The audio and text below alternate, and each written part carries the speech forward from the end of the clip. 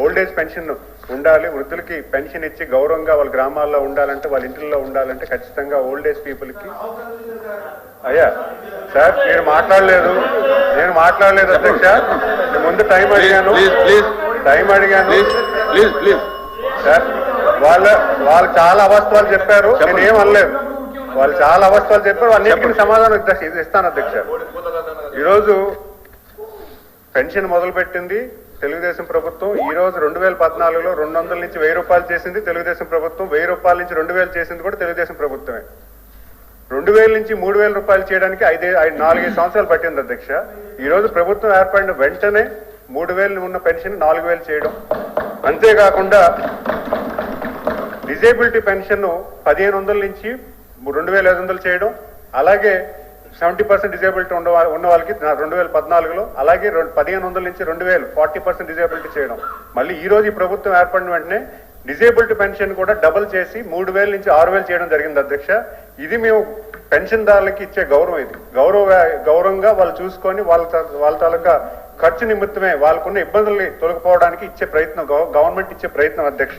మరి అంతేకాకుండా ఈరోజు ఎవరైతే బెడ్ రిడన్ ఉన్నారో, యాక్సిడెంట్ విక్టిమ్స్ కానీ లేకపోతే పెరాలసిస్ విక్టిమ్స్ కానీ, వాళ్ళకు కూడా 5000 నుంచి 15000 చేసిన ప్రభుత్వం ఈ ప్రభుత్వం అధ్యక్ష. 5000 నుంచి 15000 చేసిన ప్రభుత్వం ఈ ప్రభుత్వం అంటే ఇదే ప్రభుత్వం అధ్యక్ష. మరి అంతేకాకుండా కిడ్నీ డయాలసిస్ ఉన్న పేషెంట్స్ కూడా 10000 చేయడం జరిగింది అధ్యక్ష. మరి అంతేకాకుండా వాళ్ళు 2019 నాటికి నెలకి 1300 కోట్లు వాళ్ళు ఖర్చు పెడితే ఈ రోజు ప్రభుత్వం 2700 కోట్ల రూపాయలు ఈ ప్రభుత్వం ఖర్చు పెట్టడానికి మేము గర్వపడుతున్నాం అధ్యక్ష. ఎందుకంటే నిరుపేదలకి ఈ రోజు పెన్షన్ నిమిత్తమే వాళ్ళకి గౌరవంగా, వాళ్ళకి ఇబ్బంది లేకుండా బతకడానికి ఇస్తున్నటువంటి పెన్షన్ ను మేము గౌరవంగా చెప్పుకోవడానికి గౌరవ ముఖ్యమంత్రి వారు ప్రతి నెలగా 1వ తారీఖున ప్రతి అందరికీ కూడా, శాసనసభ్యులందరినీ కూడా ఒక గ్రామం విజిట్ చేసి ఆ గ్రామంలో నిరుపేదలు పలకరించి వాళ్ళకి ధైర్యం నింపే ప్రయత్నం ఈ ప్రభుత్వం చేస్తుంది అధ్యక్ష.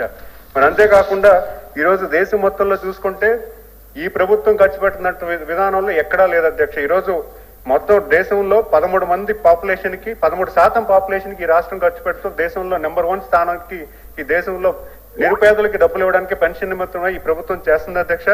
అంతేకాకుండా ఈరోజు 4000 రూపాయలు మన ప్రభుత్వం చేస్తుంది. మరి ఈ రోజు తర్వాత నెక్స్ట్ హైయెస్ట్ పెన్షన్ ఇచ్చేది 2500 హర్యానా రాష్ట్రం. ఇవన్నీ కూడా ఏంటంటే మనం చెప్పాల్సింది ఏంటంటే, ఈ రోజు గౌరవ సభ్యులు అడుగుతున్నారు నిరుపేదల గురించి. ఈ రోజు మేము చెప్తున్నాం, నిరుపేదల పక్షాన నిలబడుతున్న ప్రభుత్వం ఏదైనా ఉంటే అది తెలుగుదేశం ప్రభుత్వాన్ని ఖచ్చితంగా మేము చెప్పగలం అధ్యక్ష. మరి అంతేకాకుండా ఈరోజు గౌరవ సభ్యులు చెప్తున్నారు నిరుపేదలు పెద్దవారికి ఇది నిరుపేదల ప్రభుత్వం అని. ఈ రోజు గతంలో చూసుకుంటే 2019 నుంచి 2024 వరకు సుమారు 24 లక్షల పెన్షన్లు వాళ్ళు తీయడం జరిగింది అధ్యక్ష. దాని కూడా నా దగ్గర ప్రూఫ్స్ ఉన్నాయి, దాని రికార్డు ఉంది. మొదటి సంవత్సరంలోనే 6,79,000 మంది పెన్షన్స్ మీరు తొలగించారు అధ్యక్ష. కొత్తగా 6 స్టెప్ వాలిడేషన్ పెట్టడం, లేకపోతే ఇది ఒక పొలిటికల్ వెండేటాతోని 6,79,000 పెన్షన్స్ తీయడం జరిగింది అధ్యక్ష. మరి తర్వాత 4 సంవత్సరాల్లో మిగతా 5 సంవత్సరాల్లో 24,11,000 మంది పెన్షన్స్ తీయడం జరిగింది సార్. ఈ సంవత్సరం నాటికి ఇప్పటికి ప్రభుత్వం ఏర్పడిన 10 నెలలకి ఈ రోజు పెన్షన్స్ ఎంత తీసాం అధ్యక్ష? వాళ్ళు చెప్తున్నటువంటి వాస్తవాలు అబద్ధం అధ్యక్ష. ఈ రోజు వాళ్ళు చెప్తున్న డిఫరెన్స్ ఏదైతే ఉందో అందులో 1,80,000 మంది కాలం చేసి స్వర్గస్థులు అయ్యారు అధ్యక్ష. దాని నిమిత్తమే వాళ్ళు పెన్షన్ క్యాన్సిల్ అయింది. నిజంగా పెన్షన్ క్యాన్సిల్ అయింది 14,000 మంది. అందులో 10,000 మంది శాశ్వత పర్మనెంట్ మైగ్రేషన్, వాళ్ళ గ్రామం నుంచి వేరే గ్రామంకి వెళ్ళిపోయిన వాళ్ళు 3 నెలలు కానీ పెన్షన్ తీసుకోకపోతే ఆ పెన్షన్ పర్మనెంట్ మైగ్రేషన్ కింద కన్సిడర్ చేసి వాళ్ళకి తొలగించడం అవుతుంది అధ్యక్ష. అందులో 14,000 మందిలో 10,000 మంది పర్మనెంట్ మైగ్రేషన్. ఇనెలిజిబిలిటీ కూడా 4,000 అధ్యక్ష. వాళ్ళు చెప్తున్నటువంటి అవాస్తవాలన్నీ కూడా తప్పు అధ్యక్ష. పైలట్ ప్రాజెక్ట్ అని ఎక్కడ మేము మొదలు పెట్టలేదు. అక్కడున్న ఫిర్యాదుల మీద అక్కడున్న కలెక్టర్ రెస్పాండ్ అయ్యి వెరిఫై చేశారు. అక్కడ గ్రామం వెరిఫై చేయగా అందులో 50% అంటే ఇనెలిజిబిలిటీ పెన్షన్స్ ఉన్నారు అధ్యక్ష. ఆ 50% రిపోర్ట్ ని మాకు పంపించారు. ఆ రిపోర్ట్ కూడా మాకు ఇవ్వడం కూడా జరిగింది అధ్యక్ష. ఆ గ్రామం కూడా కోనసీమ గ్రామంలో మన జిల్లాలో డిస్ట్రిక్ట్ వైడ్ చేస్తున్నటువంటి 15,000 పెన్షన్స్ లో 658 మందికి వెరిఫై చేస్తే 374 మంది ఎలిజిబిలిటీ ఉంది అధ్యక్ష. మిగతా వాళ్ళందరూ కూడా ఇనెలిజిబిలిటీ పెన్షన్. ఎందుకంటే గత ప్రభుత్వంలో ఇనెలిజిబిలిటీ వాళ్ళకి చాలా రకాలుగా పెన్షన్స్ ఇవ్వడం జరిగింది అధ్యక్ష. ఈ రోజు మా దగ్గర రికార్డ్స్ ఉన్నాయి. మీరు గతంలో 2019 నాటికి ఎలిజిబిలిటీ పెన్షన్స్ 10 లక్షల మంది ఉంటే అందులో 10 లక్షల మంది తొలగించడం జరిగింది. ఈ రోజుకి కూడా ఎలిజిబిలిటీ వాళ్ళలో తొలగించిన 10 లక్షల మందిలో వెరిఫై చేస్తే 3,50,000 ఎలిజిబిలిటీ ఉండి వాళ్ళు పెన్షన్స్ ఇవ్వకుండా పొలిటికల్ వెండేటాతో తొలగించడం జరిగింది అధ్యక్ష. ఇప్పుడు 3,50,000 మందికి పెన్షన్ అర్హత ఉన్నా కూడా వాళ్ళు ఇవ్వలేని పక్షాన వాళ్ళు పెట్టిన రూల్స్ లో 6 స్టెప్ వాలిడేషన్ ఏదైతే పెట్టారో అందులో కూడా వాళ్ళు పెన్షన్స్ ఇవ్వలేదంటే వాళ్ళకి ఎంత పేదరికం గురించి వాళ్ళు మాట్లాడుతుంటే ఈ రోజు ఎటువంటి రైట్ ఉందని కూడా నేను ప్రశ్నిస్తున్నా అధ్యక్ష. అలాగే గౌరవ సభ్యులు కొంత క్వశ్చన్స్ అడిగారు. ఈరోజు